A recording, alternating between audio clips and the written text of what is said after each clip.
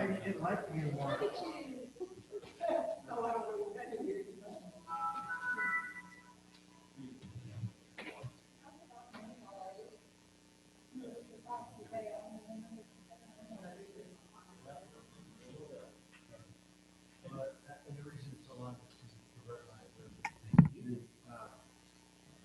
Without the red line. Yeah, she ran out. Yeah.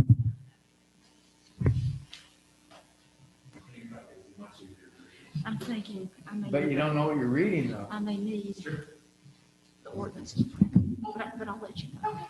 I know it's much easier, it's much easier. See, I thought all you had to do to be a lawyer was know how to punctuate and capitalize. That's what a lot of that is. They joke about that. It took 3 attorneys to figure out punctuation and capitalization.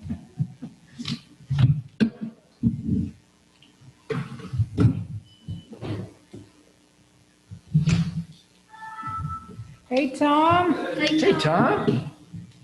drum roll, Tom's here. Well, now we can start.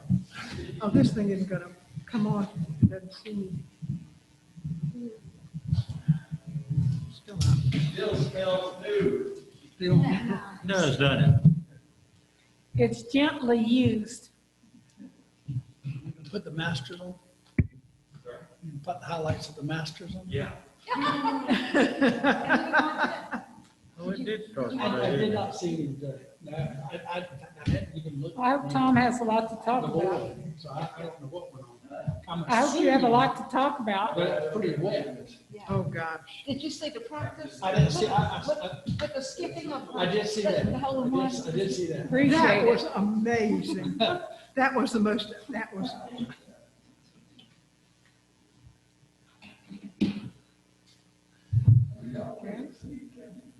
No. Well, I was a teacher, so I do have eyes in the back of my head, so I can see.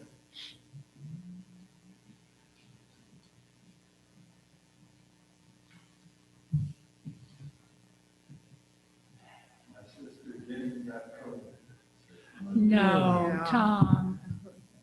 Oh, We're over in Nashville?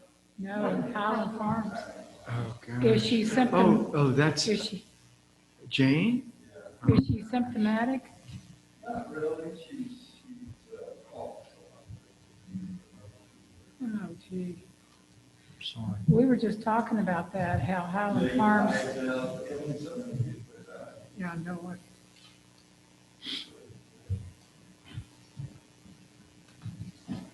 Evelyn Bannerman's not doing well either. Yeah. Good.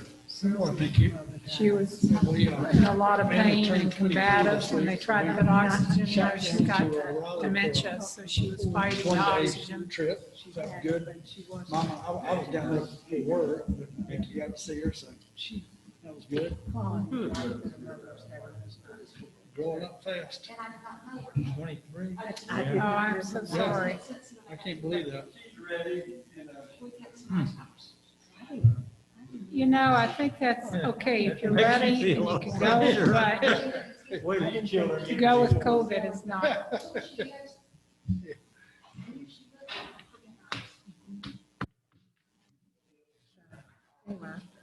Now, I didn't hear from her, so, but, sort of.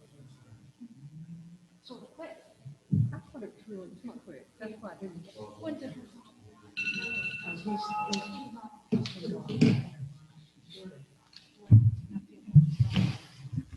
Okay, folks, it's 6:30. We're going to call the meeting to order. You can remain seated and just have a moment of silence, if you would.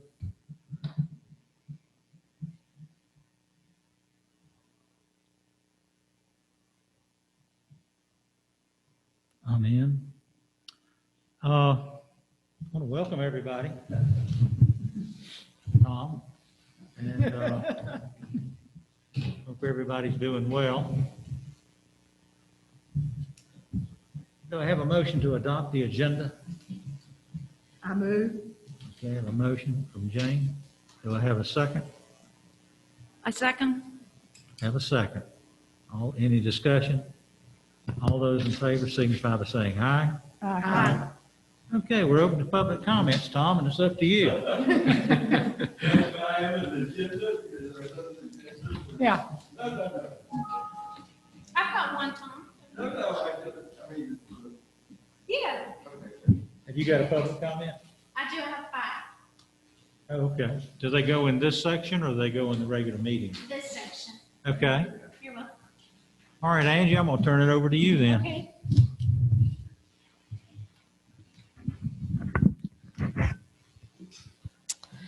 The first one is from Shirley Mitchell. At our invitation, Nancy Midget came to our house to provide a FireWise assessment.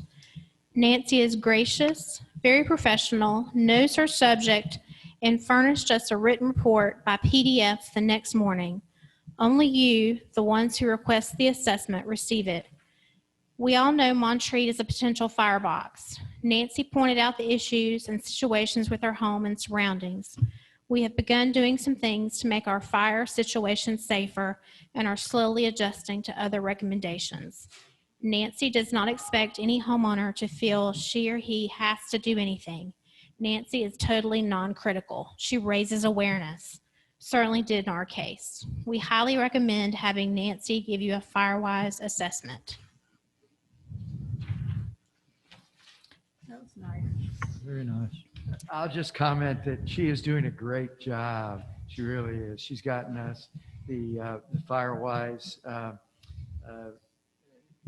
national recognition with a new sign that's up on the other side of the gate. And she is still collecting hours for any leaf collection. Good. And it's also a good time to remind everybody to turn in your hours to Nancy about work that you've done around your house or neighborhood or other people's houses and so forth. Because she does accumulate those hours, and I've got to do the same thing. All right, Angie. Second one is from Mike Sonnenberg of 125 Virginia Road. First and most importantly, thank you all for your service. A few comments and questions. Safety. I would recommend the removal and changing of landscaping at the following intersections: Virginia and Assembly, as well as Louisiana and Assembly. Turning on Virginia Road this summer, a small boy darted out and I almost ran over him because I could not see him. Please have the police check all streetlights for functionality. The light near 125 Virginia Road is out. And I've already taken care of that one. Status on the old town hall related to flooding and moisture. Is it solved? If not solved, why is it not solved? If it is not solved, when will it be solved? Do we have 24/7 coverage of the town hall with video coverage outside? Is the attic access in the town hall highly insulated and sealed? Visibility and communication. I believe we need lights on the front of the new town hall. The sign is not easy to see. Place it perpendicular to present. Light the sign. Use projectors to project name on the roof and or the south side of the building. Not only would the name of the building be more visible, but the town events could be included. Budget. Are we on target? How much more does the new town hall cost for maintenance and utilities compared to the old town hall? Also, what are these costs for the maintenance building? Miscellaneous. Why do we need 3 people to collect garbage when most other collection services need 2 per truck? What are the long-term plans for the old town hall? What are the long-term plans for the garbage collection area? Water bills. Why are we sending out the water bills in the same way for decades? Why may we not send water bills via emails or text messages and save money? Charge the people that need them sent via USPS. Why may we not have a graph of the last 2 years on the bill to help us modify our behavior? With gratitude and thanks, Mike Sonnenberg.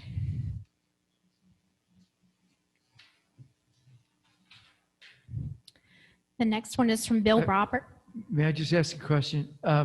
Since this is public forum, are we not responding to those? Sure, if you want to respond to whatever's I- said. would defer to Alex on a lot of those. How about the attic space? The attic space is highly insulated. It's blown in foam insulation, both on the roof as well as between the floor or the ceiling on this main floor and the attic. There are two scuttle holes that are in two closet areas, and those are just scuttle holes. Alex, can you answer most of the rest of those for Mike? I will do my best. Okay. He said, I'm sorry, I didn't know you were going on. Angie, he said Virginia and Assembly. What was the other one? Yeah, I agree with that one. No, it's very hard to see when you pull out there. It's just a matter of cutting back the brush on the Yeah. intersection. Right. We'll have to take a look at those intersections. I'm not aware of this current condition, but we'll definitely take a look at those intersections.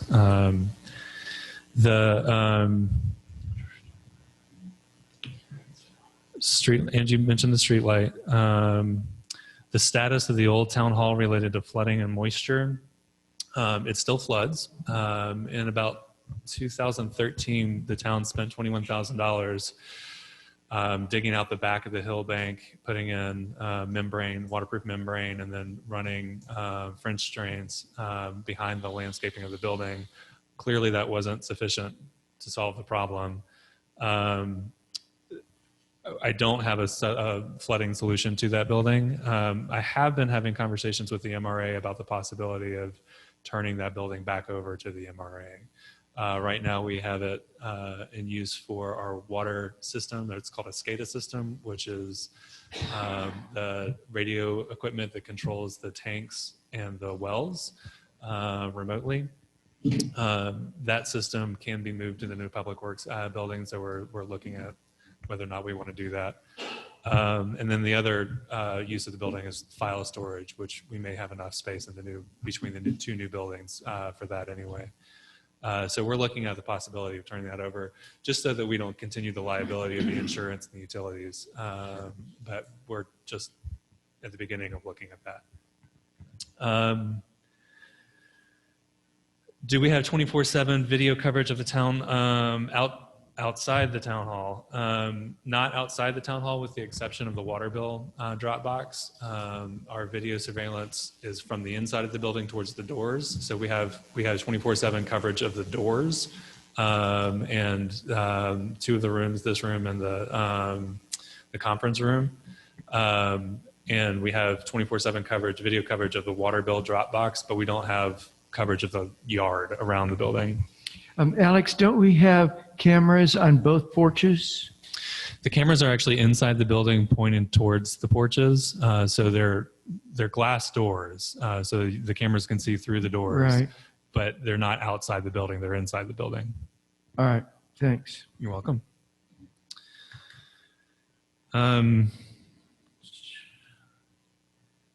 Lights on the front of the new town hall. I mean, there are no plans at this time for that. Moving the sign to be perpendicular. We thought about making the sign perpendicular to the street, but we were trying to limit our costs. So we didn't want to make a two-sided sign and double our costs. So we actually had it perpendicular to the, or parallel to the building, excuse me, just to minimize the impact on our budget. And then the use of projectors actually would violate our own sign ordinance to both put signage on a roof and also to use a projector for a sign. That would be a violation of our own sign ordinance. The budget, I'll let Darlene speak to later tonight when she's giving her presentation or her report. I don't have, he asked how much the maintenance and utilities for the new building is. I don't have those figures tonight. I can look those up. We operate 3 people to collect garbage, 2 on the back of the truck and 1 to drive the truck. That's the level of service we need to be able to collect trash in a 10-hour period or a 8 to 10-hour period, depending on the day. the level of trash in the town. If we cut down on people, we wouldn't be able to get all the trash in the town in one day. We'd have to double the days. Long-term plans for the old town hall, again, we're exploring that with the MRA. Long-term plans with the trash collection area, there have been no changes in the plans for the trash collection area at this point in time. We did look at outsourcing expenses earlier in the budget year and decided it wasn't feasible. That would have provided a staffing for a trash drop-off day on Saturdays, but at this point in time, there are no plans to change the garbage in the works. And then water bills, we don't email the water bills because our system can't handle it. Our current finance system can't handle an email system for water bills. And the same with the graphs for the last 2 years. Our current system just doesn't produce that sort of information. And that's, I think, the end of the list. I think I got everything on the list. Okay, thank you, Alex. You're welcome. Yeah, I wanted to comment on two. The intersections, Louisiana and Assembly and Virginia and Assembly. I've been to multiple communities where I've seen greenways crossing over public streets, and on the greenways they have a small stop sign. And I feel like I understand what he's saying. It's tough for pedestrian or for the drivers, but I think it's just as blind, if not more so blind, for pedestrians. And I don't know if that would be something we could consider. Especially those two intersections. I have seen multiple people kind of cross there on their bicycles or jogging or something like that. And I think that stop sign, like I said, I have seen in other communities. And then I think earlier this year we visited the trash deal, and I'm hoping that in 2021 we can look at some additional options on the garbage. Angie, would you start number 3 again? Third one is from Bill Roberts of Woodland Road. I just wanted to follow up from my August public comment. The state COVID dashboard has gone from not working to working for a period of time to now the 28757 zip code is not even on it. It reached 20 COVID cases, and over the past week, the zip code is not even on the State Department of Health and Human Services site. In regards to public safety, any help the town can give to getting this to work so residents can determine the risk level would be appreciated. It seems tied to our address issue. Public safety seems like a great point to make to get it resolved. Number 4 is from Mary Standard of Shenandoah, I believe. Members of the council and the public. As the North Carolina Department of Health and Human Services COVID-19 dashboard is not reporting documented cases of COVID-19 in the Montreat 28757 zip code, the following email was sent to Representative John Ager on Tuesday, November 9th, 2020. Within the hour, Representative Ager replied and contacted an official at the North Carolina Department of Health and Human Services asking for resolution of the problem. I've asked the town clerk to read the email as information and for the record. Mary Standard. Representative Ager, your help is needed with correcting the reports of COVID-19 cases in the Montreat zip code of 28757 on the North Carolina Department of Health and Human Services COVID-19 dashboard. The 28757 zip code appears on the North Carolina driver's license of Montreat residents. It is also the zip code for Montreat post office boxes. Montreat residents do not have home delivery. There have been several periods of dashboard reporting difficulties for 28757. In July, no data was given. Around the 1st of August, the number 0 was posted even though there were known documented cases of Montreat residents, 28757, testing positive. This continued until at least October 14th. On October 17th, something changed and the 28757 number recorded 8 cases, growing to 20 by November 1st. Then something again changed and the dashboard is back to showing no data. Perhaps a call or email from your office could get the problem resolved. I have made multiple calls, but the problem was resolved, but clearly it is not. In addition to the state dashboard, I have sent the link to the Montreat College dashboard, which appears to be well maintained by the college. As of today, November 10th, they have 40 cases in the 2021 academic year. Some of the individuals residing in the 28757 zip code, according to the Dean of Students, Daniel Bennett. Thank you, and I look forward to your assistance. Mary Standard. The last one is from Martha Campbell of 149 Maryland Place. Before we go there, can I just make a comment?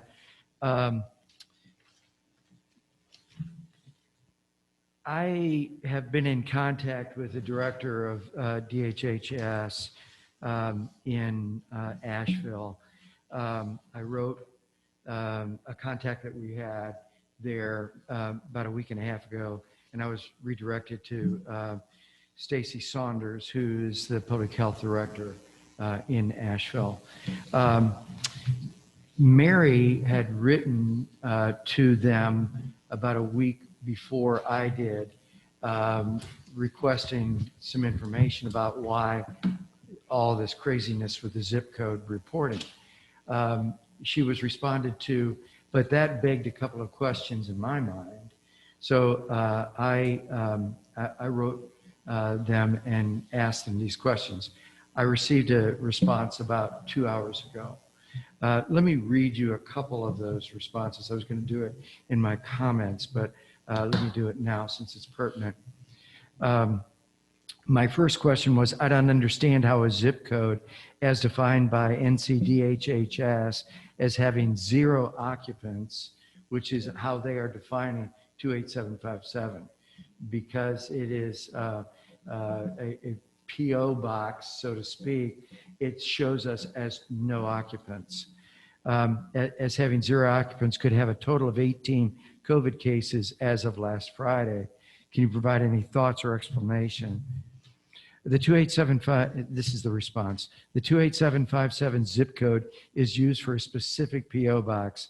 Zip codes for PO boxes have a population estimate of 0, according to their source for population data. On the website, we suppress all cases from zip codes with a population less than 500, including cases whose zip code is listed as a PO box. We do this to protect the confidentiality of cases in North Carolina. There was a technical glitch on the website when the first email was originally sent, where one part of the website was showing the cases, but the other part was not. This error has been resolved on the website so that no cases are displayed as being associated with the 28757 zip code anywhere on the website. It still doesn't resolve the issue, but now at least we know why it's showing 0. The next question I asked is, am I correct in assuming, based on your explanation, that any Montreat residents who contract COVID, again, due to the zip code issue, would be recorded in the 28711 zip code? The response is, the zip code that is assigned to the case is based on their address of residence that the patient provides the lab when they are tested. This address is confirmed and can be updated by the local health department if incorrect during investigation of the case. So again, this is one of those catch-22s where if I got tested and gave my address as 218 Tennessee Road, PO Box 1004 28757, it would, and I showed positive because they are showing no occupants in the 28757 zip code. I don't know what happens to the data. Clearly, it does not show up under 28711, the Black Mountain zip code. One final question I asked. One additional question. Do you know how infected Montreat College students are geographically recorded? Are they recorded based on their college address, zip code 28757, or does it go back to their home zip code? The response is, this question deals with communicable disease residency rules for reporting. As mentioned above, the zip code and county that is assigned to the case is based on their address of residence that the patient provides the lab when they are tested. This address is confirmed and can be updated by the local health department if incorrect during investigation of the case. So it sounds like if a college student who lives in Charlotte gives their address as Charlotte, they will show up in the Charlotte zip code and not in ours. So it's still a mess, and I appreciate Mary's reaching out to Representative Ager. And that's why our postmaster is trying to work with the county to get the physical address That's right. tied to the PO boxes. So hopefully, he can work on that. Yes, sir.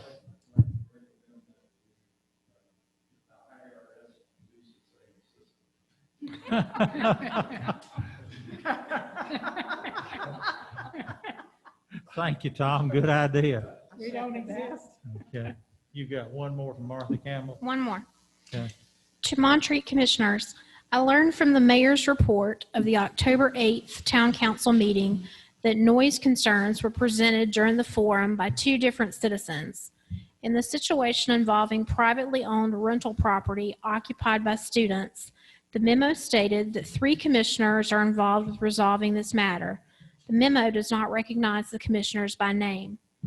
Thank you for this individual attention to concerns of a full-time resident property owner.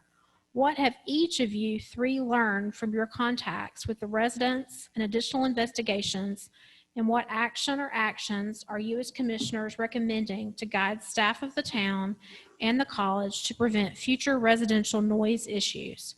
I appreciate your addressing these neighborhood issues. As we have increasing rental occupancy in Montreat, enforcing expectations and ordinances, especially for long-term rentals, becomes a priority. Thank you, Martha Campbell. Tom?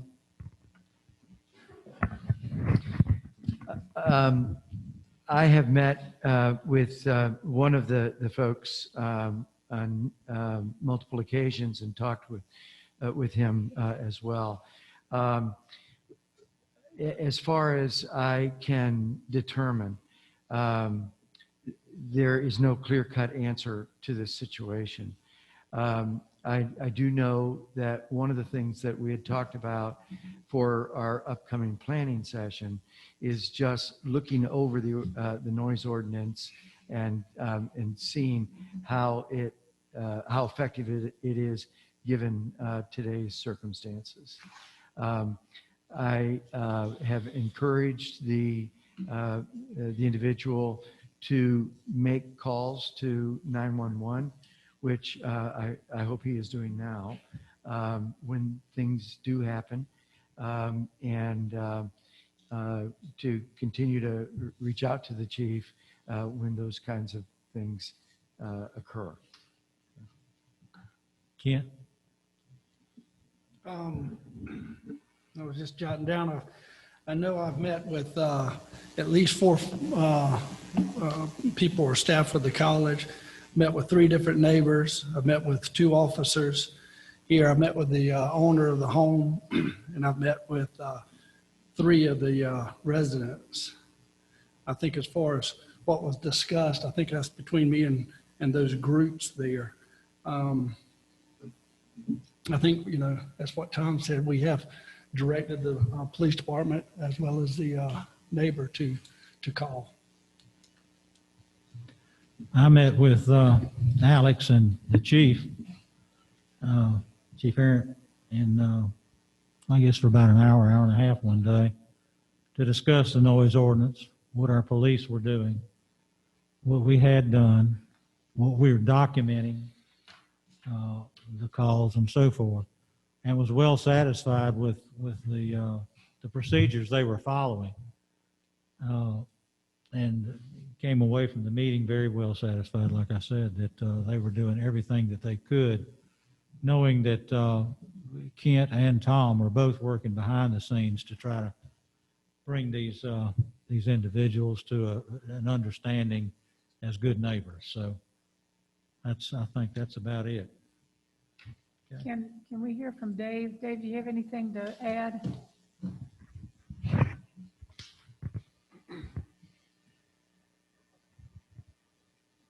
Well, like the mayor alluded to, we have been documenting every step of the way on this, any of the calls that have been coming in, emails received, that sort of thing.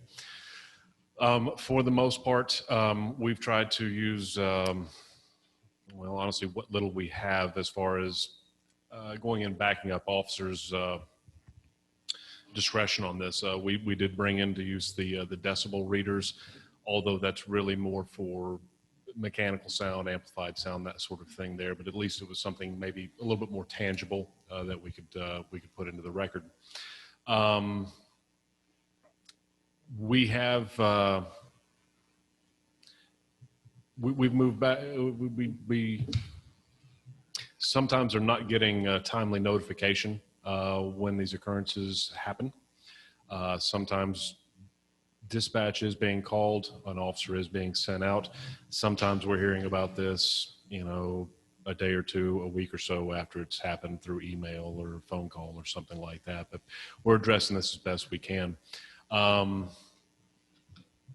We have had an instance about a week or so ago. I'd have to check the log. I want to say it was last Thursday, but I have to double check that, where we received a complaint after a detailed email I'd read about a day or so before that was absolutely valid.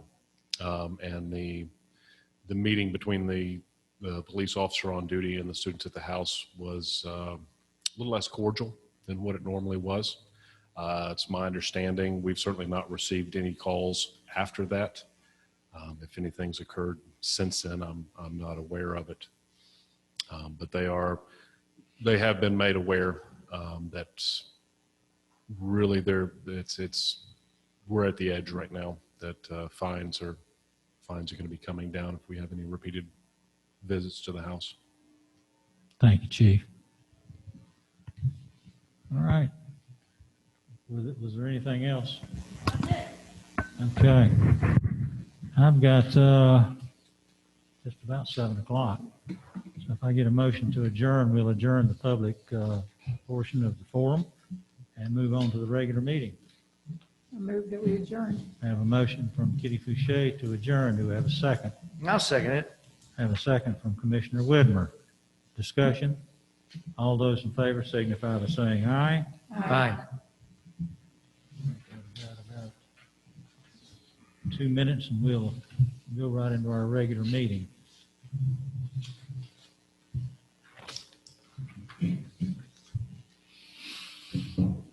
Welcome, Richard. We're wearing masks. How do you all know we're not voting? I don't know. I thought I heard Mr. Shaw vote.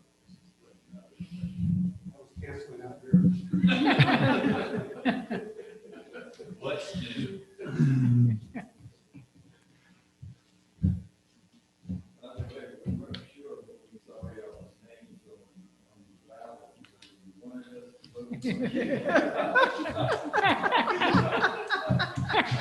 Would not have been disappointed either way. It would have been bad to lose with no competition.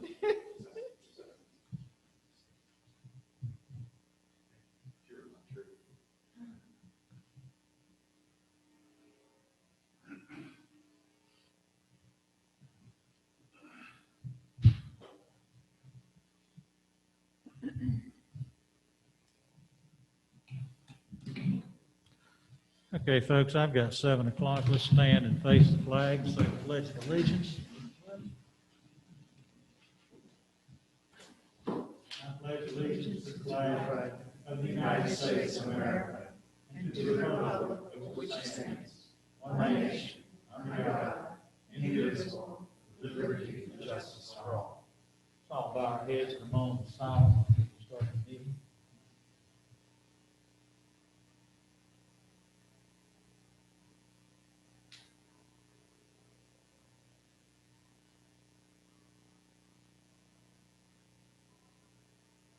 Amen.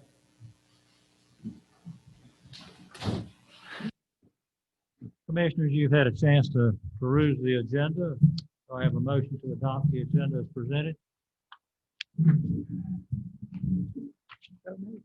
I have a motion from Commissioner, is that you, Kitty? That would be. Motion from Commissioner Boucher. Do I have a second? A second? That's you, Jane? Yes. Commissioner Alexander has given a second.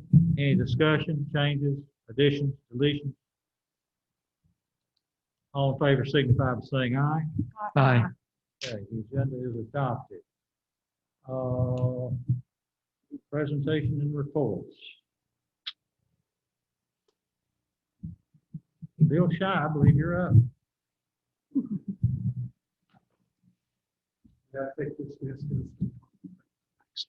Thank you, Mr. Mayor. My name is Bill Shy at 146 Eastminster Terrace, and I have the dubious distinction of being the chairman of the Planning and Zoning Commission.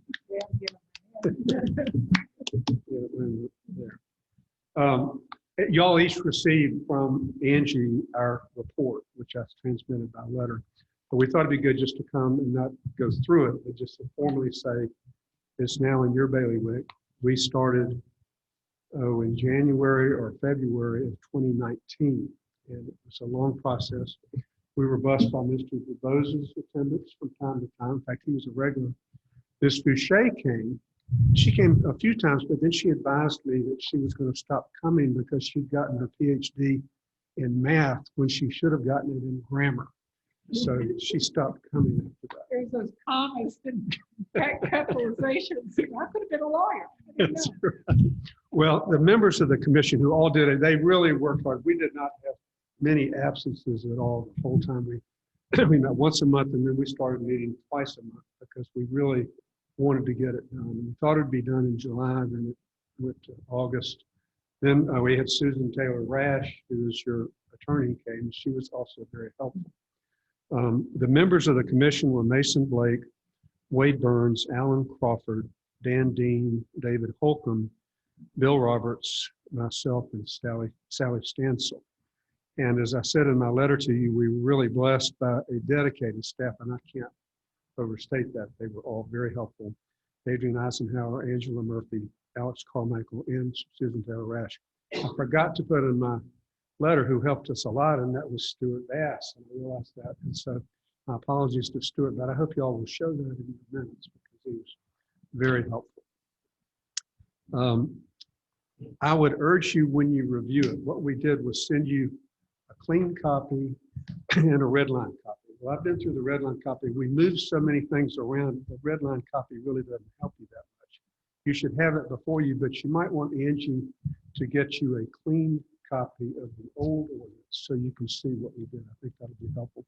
And we're available too if you want to call us for any questions. We'll do that. Run them down. I thought I'd just summarize a few of the things that we think were important.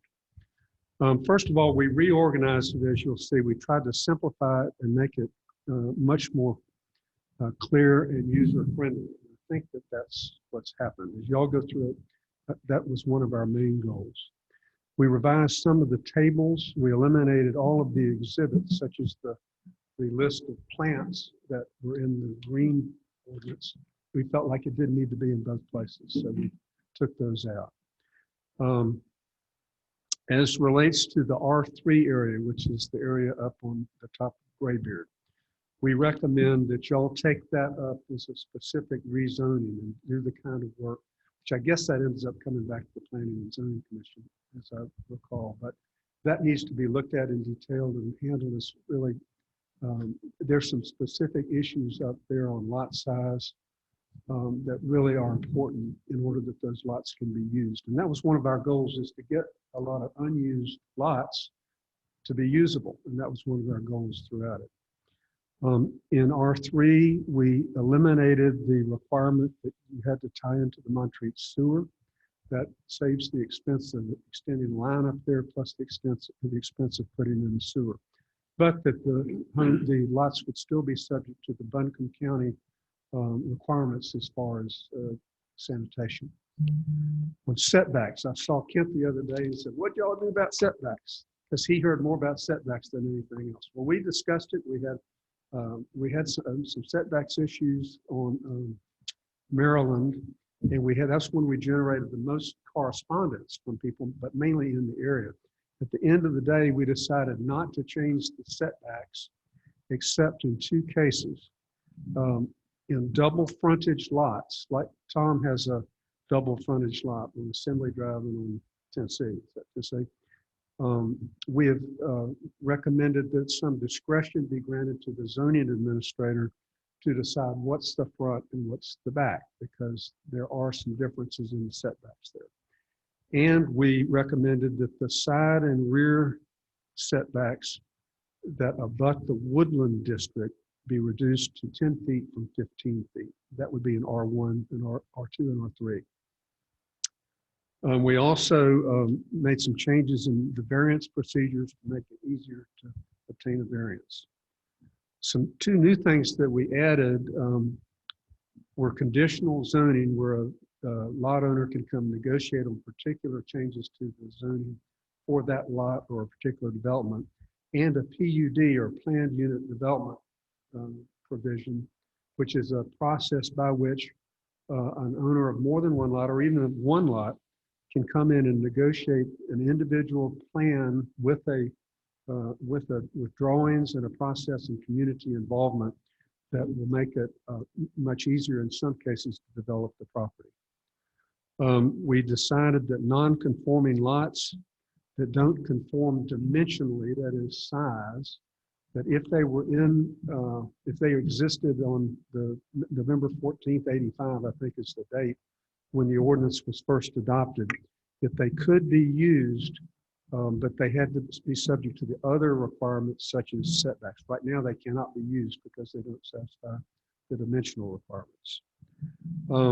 With regard to an empty lot on a street and there are houses along the line and the lots in the middle of it, it used to be that the zoning administrator would take an average of all the lots on the street.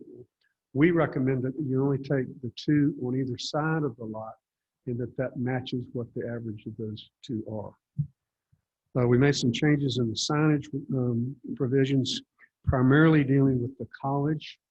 And Richard, I want you to know that the MRA sign at the gate has been illegal all these years. And we finally put it in the ordinance that was a legitimate sign. And so we wanted you to, we really like your thanks for that. Bill, could you elaborate a little bit on those changes for the signage regarding the college? I was hoping you wouldn't ask me because I didn't go back to look at it, but it had to do with the banners, number one, and where you put that for particular dates. It also had to do with the sign that they hung down over on the wall there by the dining hall for limited times. Those were not spoken of. So we permitted that. I think it's up to 30 feet wide, but that has to only can go up a certain amount of days before and has to come down a certain days after an event. Let's see. The other thing I'd like to mention is that we looked at the membership composition for each of the Planning and Zoning Commission and the Board of Adjustment.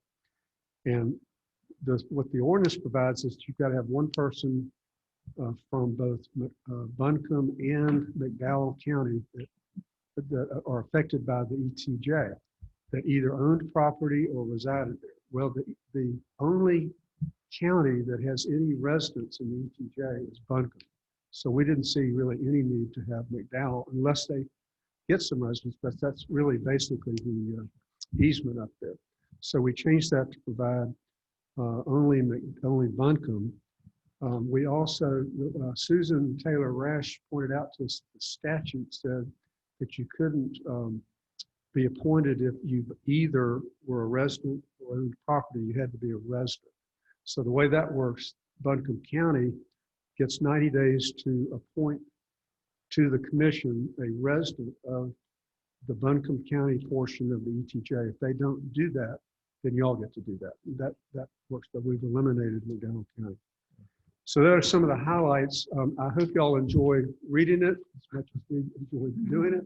I hope it doesn't take you a year to do it, but we are available. What we recommend is that we schedule some work sessions where we can get together.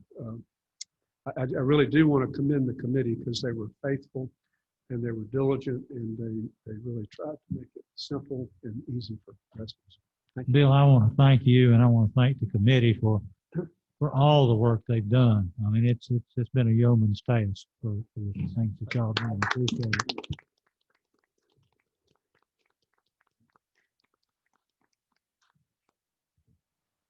And we accept it right now as a report, and we will have to set some dates in the future for public hearings and so forth so that we can discuss it before the public, and the public can get their input as before we make any changes or anything on that.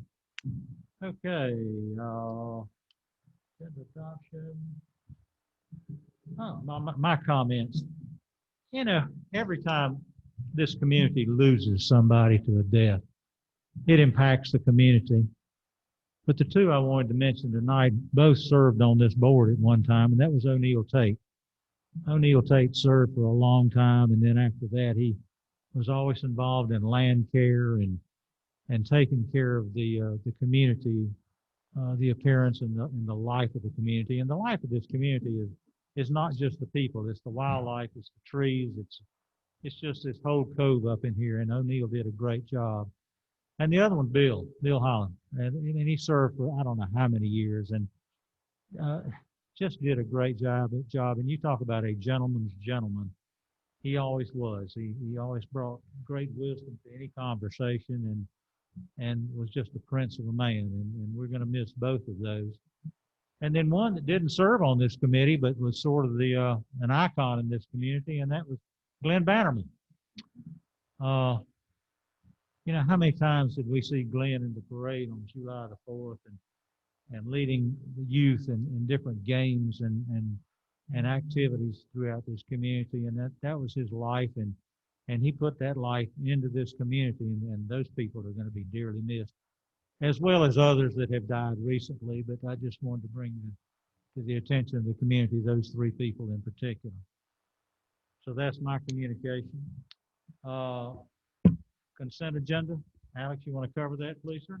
Your consent agenda includes the public forum meeting minutes from September 10th, the October 8th public forum meeting minutes, and the October 8th town council meeting minutes.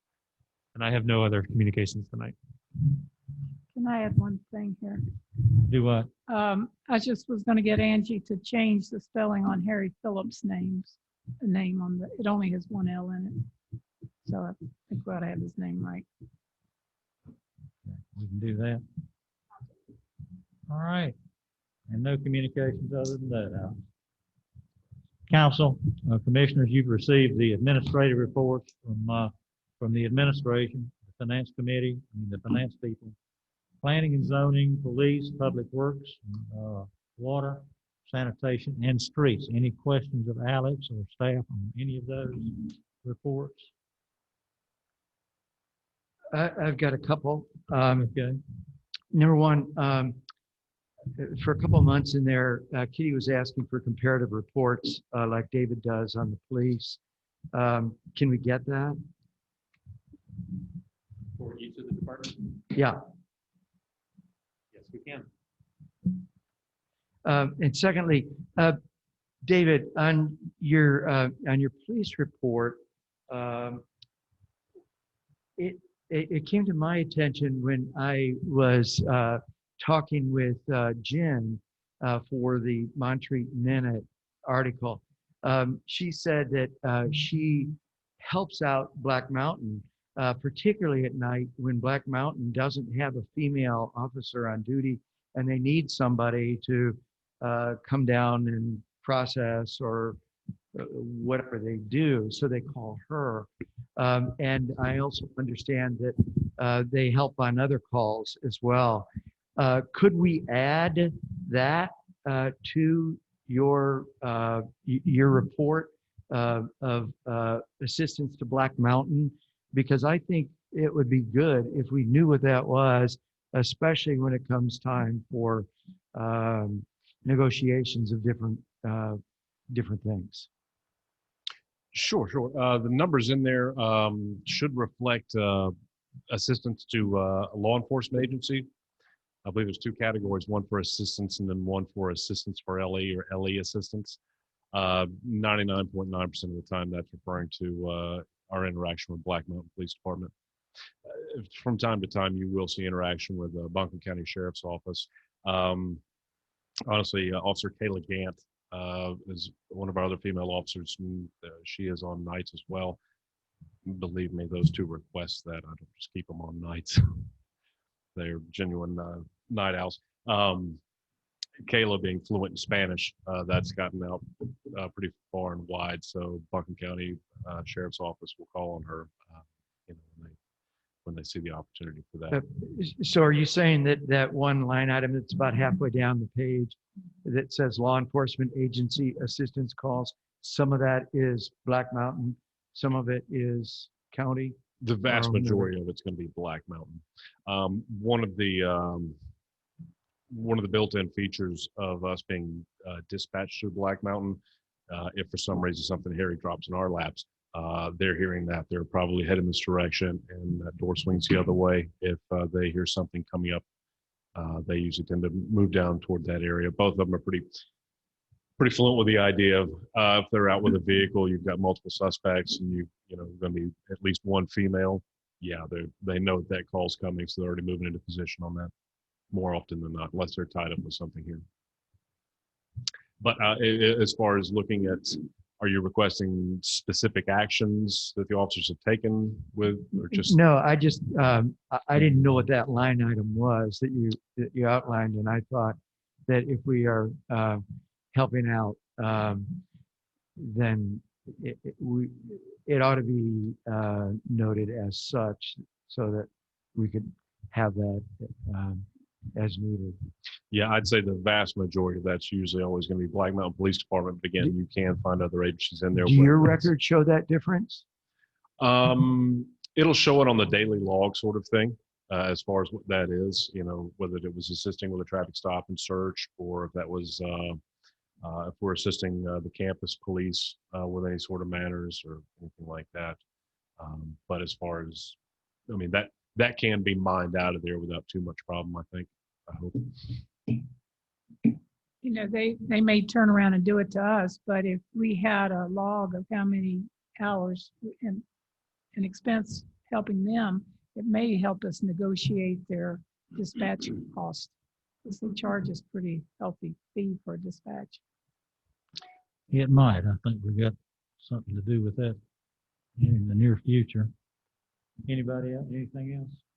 Yeah, I have two quick. I'll stay with you right now, David.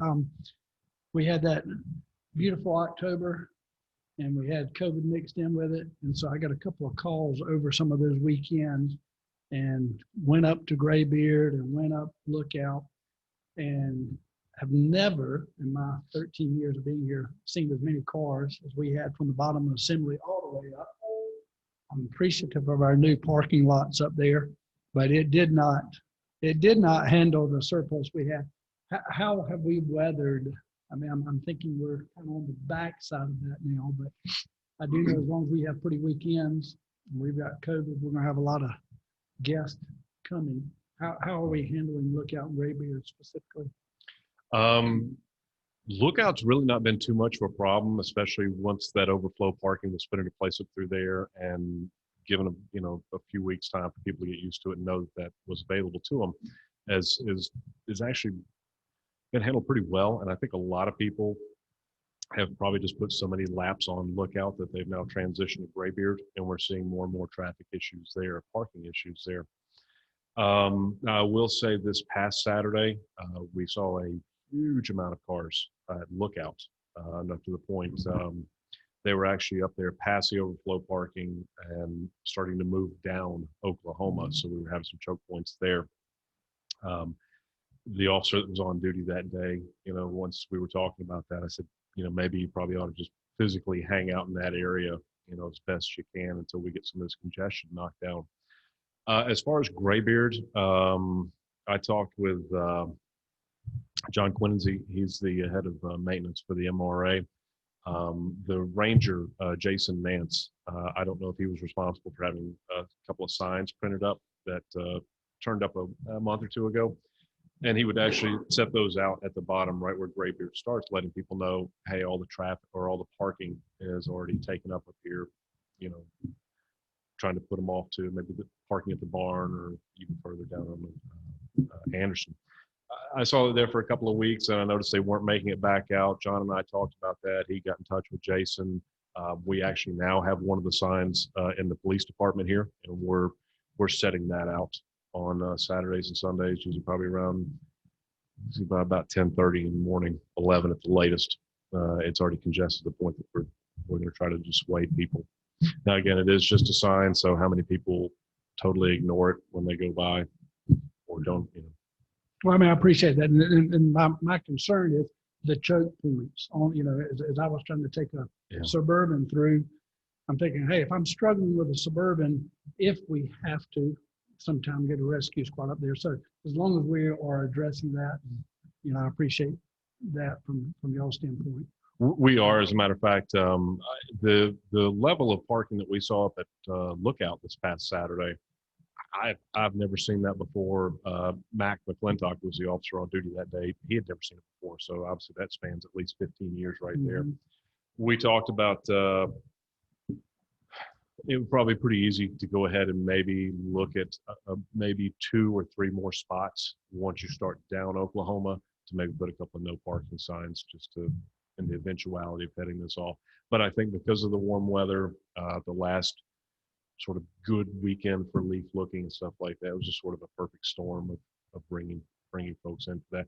Also, I think there was a mention on WLOS on their Facebook about the last bits of color, and they were citing Montreat specifically. And that was, I want to say Friday evening. That's when I caught a glimpse of that. So when Matt called on Saturday, I'm like, oh, it was WLOS. Yeah.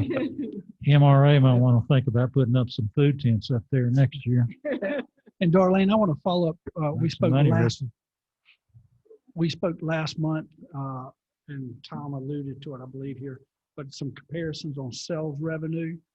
Do we have those numbers for like, well, I'm just kind of curious, like on June, July, since those months, sort of what shortfall did we see from 219 to 220 as we were projecting? What were the real numbers there? Do you have that? I do not have it in front of me right now.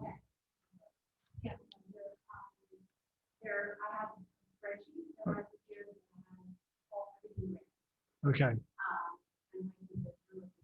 I was just kind of curious on June, July, since we had spoke about it publicly. I was just curious what we were looking like in those months. Okay, so what I did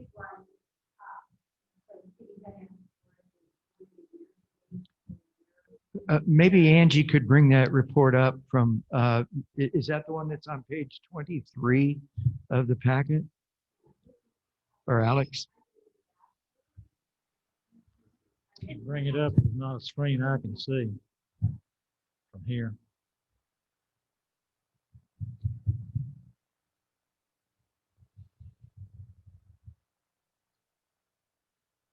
Do you know what the percent, I'm really after, you know what the percent of shortfall was? You know, when COVID started, we had projections it was going to be 30, 50%. I'm just curious what the real numbers. Good. Right.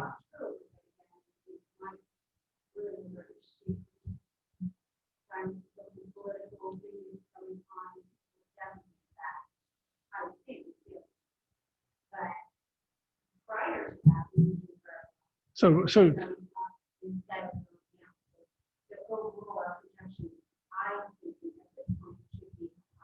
good.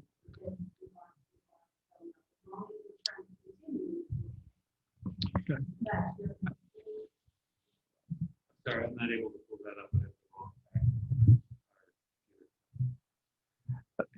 Darlene, the July and August comparisons, even though the negative red numbers are pretty big, the actual dollars are really small. The September 19 versus September 2020 for ad valorem taxes are down 72%. Is there a reason that is that COVID related or is it timing?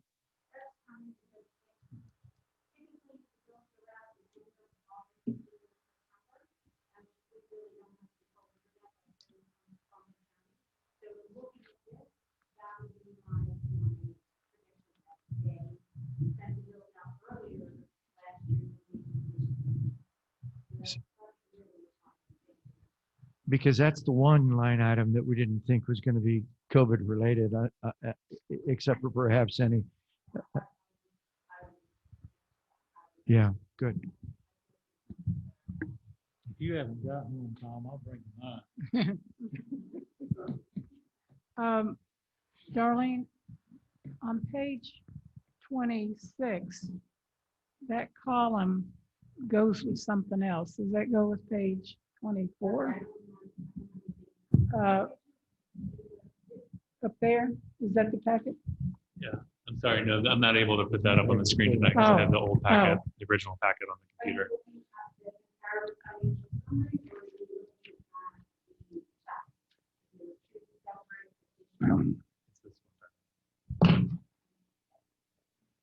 The comparative summary. And I think page 24 leads over to page 26, which makes it a little hard to interpret. So I guess what I'm asking is, can you just sort of summarize how we're doing?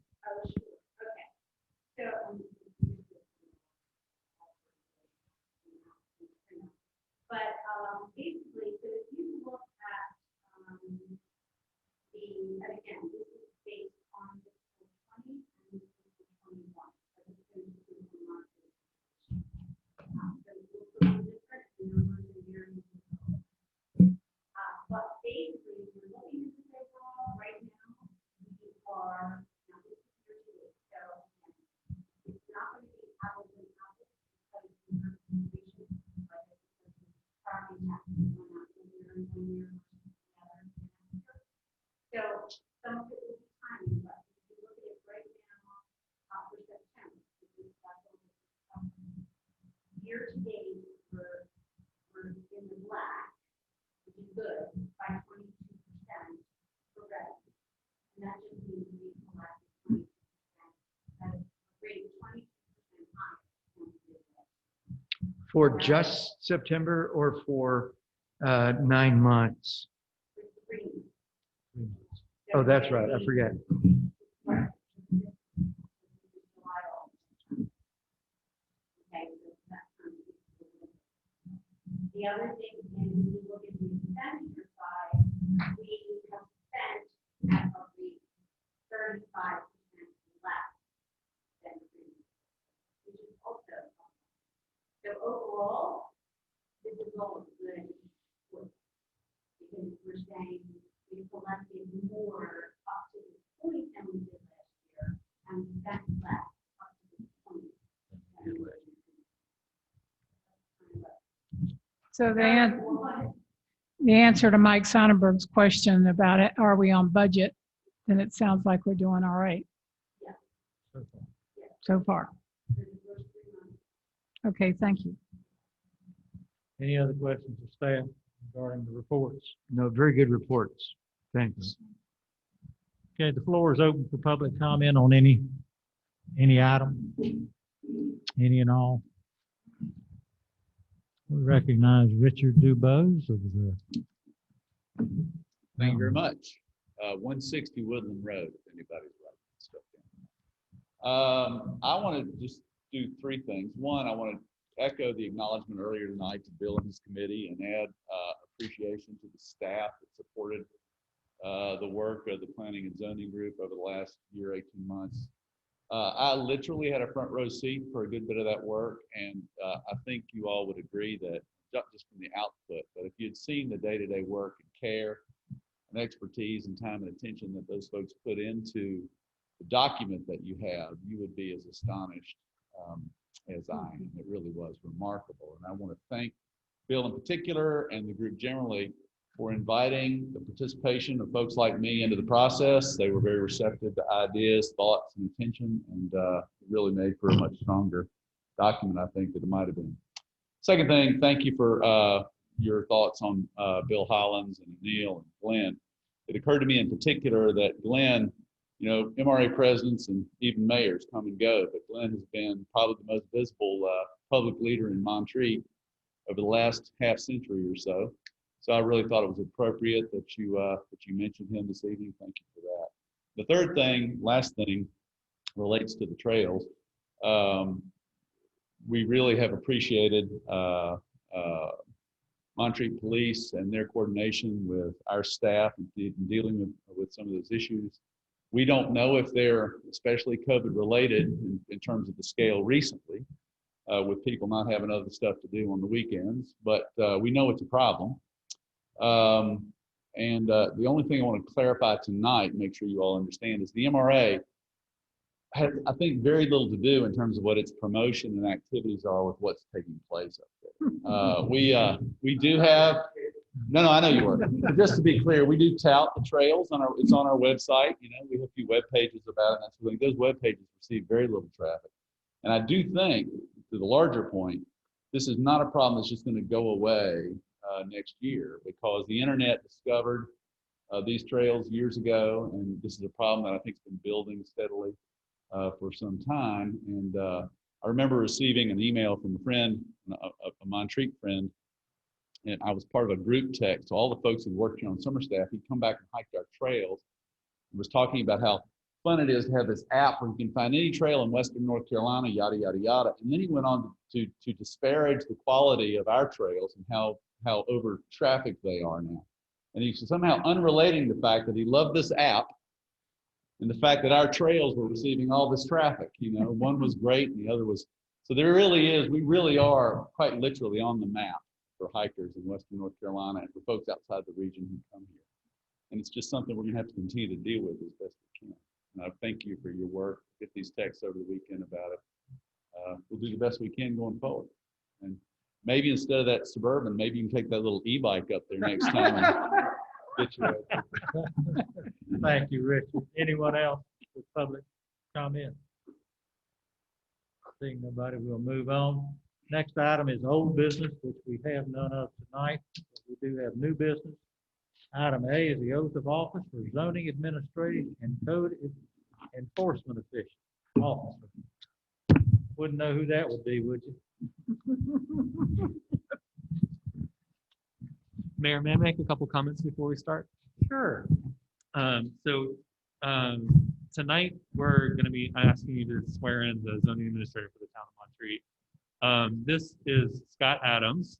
He's here tonight, obviously. He is coming to us again through the Land of Sky. So this is the same contract that we've been under all year previously.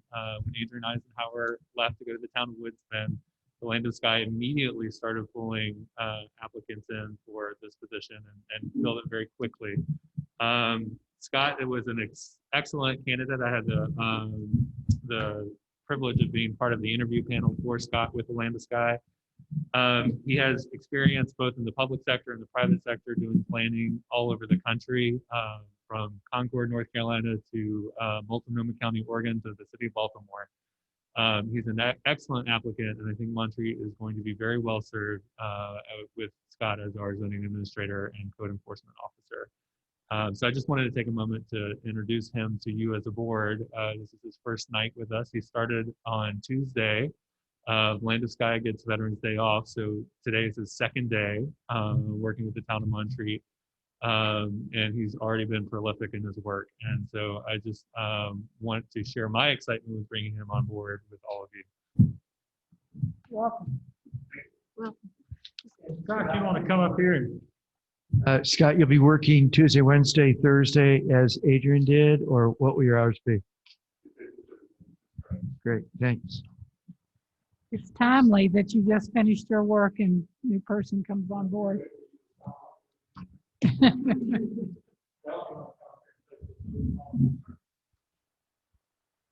you read this? Put your right hand. Can you read this? Sure. No worries.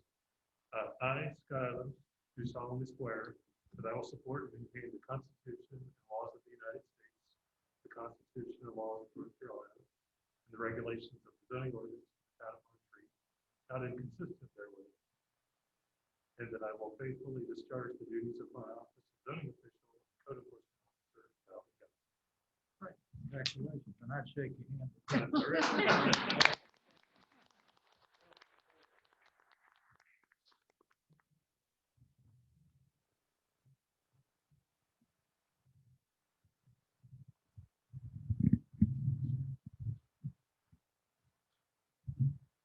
Mr. Mayor, I've got a question for Scott and for Alex. Will you be serving the town of Biltmore Forest as well?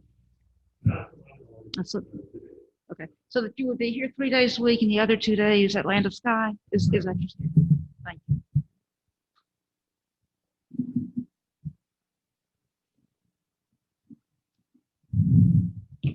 Thanks, Scott. Welcome aboard. Okay. Next item on the agenda is the budget amendment number 3. Alex, you want to run through this? I do. This is another one of those Tropical Storm Alberto projects. So what we're asking is the money that came back in from the state of North Carolina Office of Emergency Management. We're asking to reallocate that to the Texas Road project below the pool. The dollar amount is a budget. It is a soft number at this point. It is the budget that McGill and Associates initially put together when we had them assess the damage in town from the tropical storm.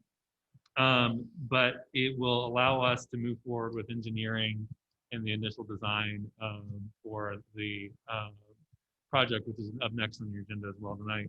So this this is $123,990. This is being allocated from the general fund reserve to the special projects fund, and this is out of the $146,000 that we currently received back from the state. So now that we have received payback for what we've already paid, we're moving on to the next project, the next big ticket project. And I'd be happy to answer any questions that you have on it. Commissioner, you have any questions of Alex regarding this motion?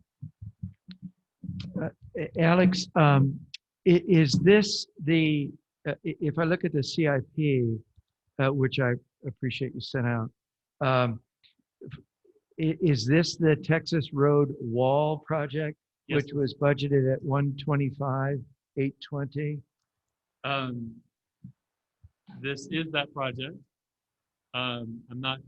I'm not familiar with that number off the top of my head.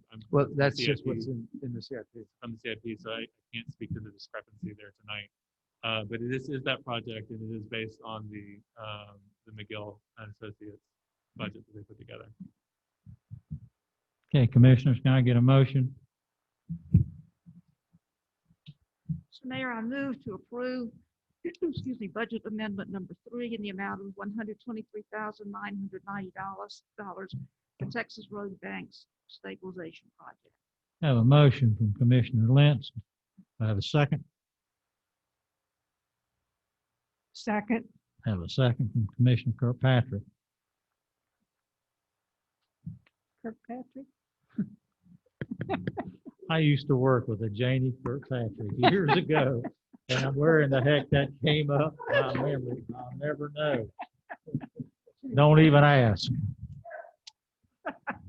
Sorry, Janie. Go have a second. Have a second. All those in favor of the motion signify by saying aye. Aye. Opposed? Oh, Lord. I did have one point. How quickly can McGill move on this? Or this? It's not McGill. So we did an RFP, which you helped us participate in, and it's civil designs concepts. Okay. We have your next item on the agenda is a contract with the civil design concepts. I'm actually asking you to approve letting us continue to negotiate and sign this contract because I believe we can get a lower price. But CDC will be able to move forward quickly. I mean, that was part of our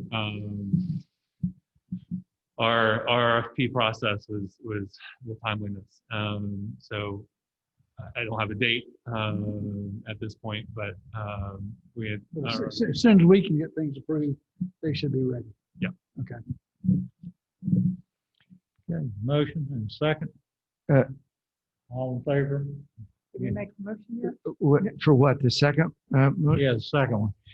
Well, need a can I motion ask on you a question on that motion? Ask a question. Alex, when McGill gave that estimate for the 123,990, how much did they estimate that the engineering costs would be? Because it just seems to me that 58,990 is that's more than it's a third of almost a third of the entire cost of the project is just for the engineering. I mean, So the budget amendment tonight was for 75% of it. We've already allocated the 25% during the budget process. So the total number of the project is 165,320. But McGill and Associates, when they estimated the cost of the engineering, they estimated the cost of being $39,500.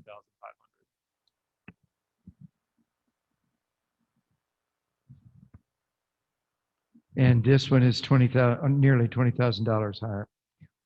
That's correct. That's why we can try to negotiate it. Get a better price on it. Do I have a motion at all? What would our alternative be if we didn't pass this motion? If you didn't award this contract, we would go to the next bidder, which I said an RFP earlier. What we actually did was an RFQ. It's a request for qualifications. The way that works is that we, when negotiating engineering in North Carolina, we put out the bid. The most qualified firms are the firms bid based on their qualifications, not based on price. And we rate the first, second, and third highest qualifying firms that submit bids to us. We did that. If you did not pass this bid, then we would go back to the next highest qualified firm and try to negotiate a contract.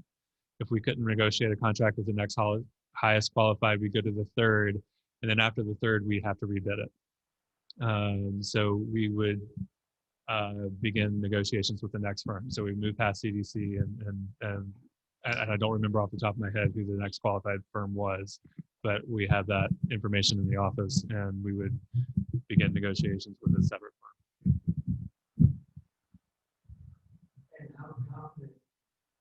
And how confident are you and the mayor in thinking that you can negotiate this down?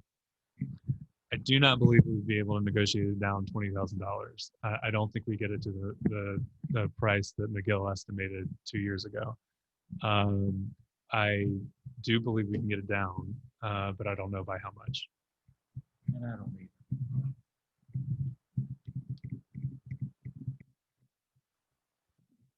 My only concern on it, Tom, is the fact we've been talking about this since that storm came through, and it seems like every month we have another rain event, and I almost feel like dollars are just washing down that creek. That's very frustrating. This is a very frustrating project that I'd like to see completed sooner than later. At any cost. Well, I'm not saying that, but it's about to that point, because every time 6 months go by, it seems like another 25,000. You know, so kind of a catch-22 here. It's not gonna get any better.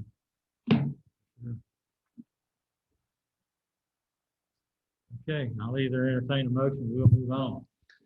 I move to authorize the mayor and the town administrator to negotiate and sign contract with Silver civil design concept for Texas Road Bank Stabilization Project. Have a motion. We have a second. I second. Have a second. Any further discussion? All those in favor signify by saying aye. Aye. Opposed? No. Ayes carry. 4-1. Okay. Another time for public comment. Anybody? Tom, I'm going to wake you up. All right. You're woke. Okay.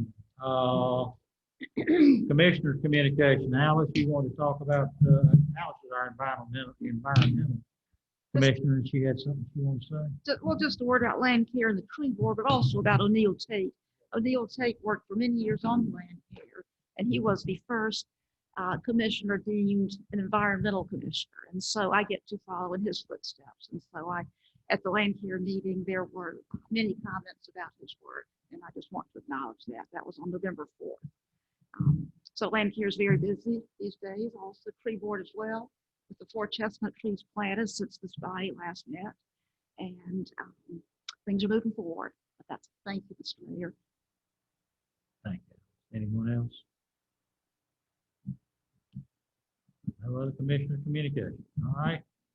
Dates to remember. Planning and Zoning Committee, Commission, November the 19th, 2020, 10:30 a.m. in Town Hall, and also Zoom conference. Tree Board, November the 24th, 2020, 9:30 a.m. in Town Hall, and Zoom conference there also, Zoom software. I'll entertain a motion to go into closed session for a personnel matter. So moved. Have a motion to go in personnel, closed session personnel. Do I have a second? Have a second. Yes. Any discussion? All those in favor signify by saying aye. Aye. Okay. Now I need to go into closed session.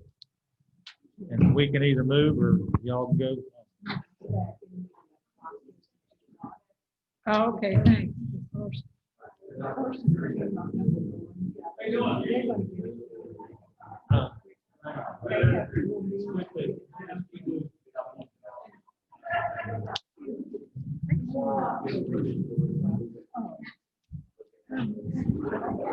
I've got earrings as well. They got magic, but with the mask. Thank you. With mask. Yeah. I'm glad I gave you a good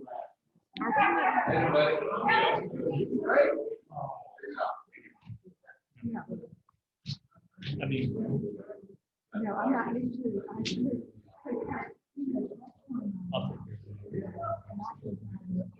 you want to be better, take care.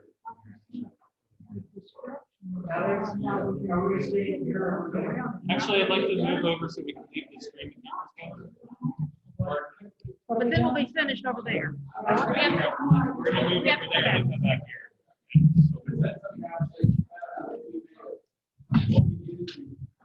Hey, Dave. I'll find out for you.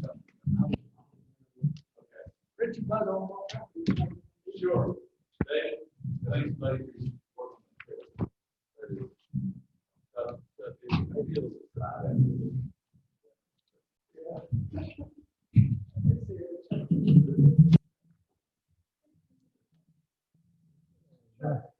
Do we have a motion to go back into open session? Have a motion from Commissioner Whitmer to reconvene in open session. Do I have a second? Have a second from Commissioner Otto. All those in favor of the motion signify by saying aye. Opposed? Okay. Alice? Oh, Mr. Mayor, I move to terminate the employment of Thomas Dalton for cause. Have a motion. Do we have a second? Have a second from Commissioner Fouché. All those in favor signify by saying aye. Aye. Opposed? Somebody else, or you want to do it again, Alice? Mr. Mayor, I move to authorize the town administrator to hire a sanitation worker or workers. Do I have a second?